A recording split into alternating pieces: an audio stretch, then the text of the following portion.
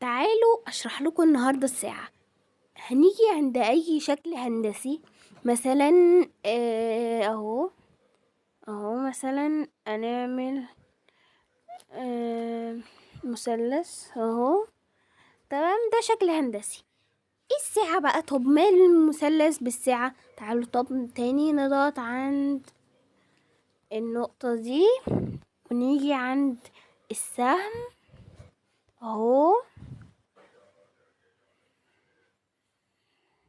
ده سهم الساعة. شايفين العلامة اللي جوه دي؟ او بصوا اهو، بوضحها لكم اكتر. اللي هي هنا بالظبط، مش علامة، المساحة اللي بتضمها الخط اللي احنا عاملينه. المساحة او مش مساحة، او المكان الفراغ ده اسمه الساعة. تمام. فالساعة ديت وحدة قياسها اللتر. طب احنا عندنا كوب ماء، ايه الساعة بتاعته؟ يعني بصوا، هنعمل مثلا، انا هرسم معاكم دلوقتي كوب ماء. عندنا اهو، ادي كوب ماء اهو، هنرسمه بالطريقه دي. مش مشكله، انا مش مظبطه قوي. كوب ماء، ونيجي عند ايه؟ مثلا عند التكست اهو، الكتابه، وعند القلم. تمام، وفي جوه كده سائل. تمام، ونيجي كده اهو عند السائل ده نختار لونه. انا مثلا هنختار لونه لبني عشان يكون اكتر مايل للميه.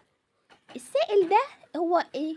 المياه. نيجي تاني نضغط تكست ونكتب المياه. السائل ده هو المياه. تمام، ماشي اهو. السائل ده هو المياه، فهو ايه اللي بياخد الفراغ اللي جوه دوت. تمام، اللي هو الساعة. تمام، فراغ قلتلكوا اللي هو ايه؟ الساعة اللي جوه هو بياخدها. يعني الساعة بتاعته هو الماء اللي جواه، او اي مشروب غازي، مشروب عادي عصاير. تمام، فهي دي الساعة. تمام، الساعة.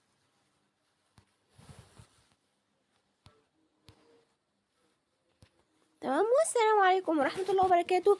و لحد هنا وخلصنا الصفحة الأولى في مادة الرياضيات. والسلام عليكم ورحمة الله.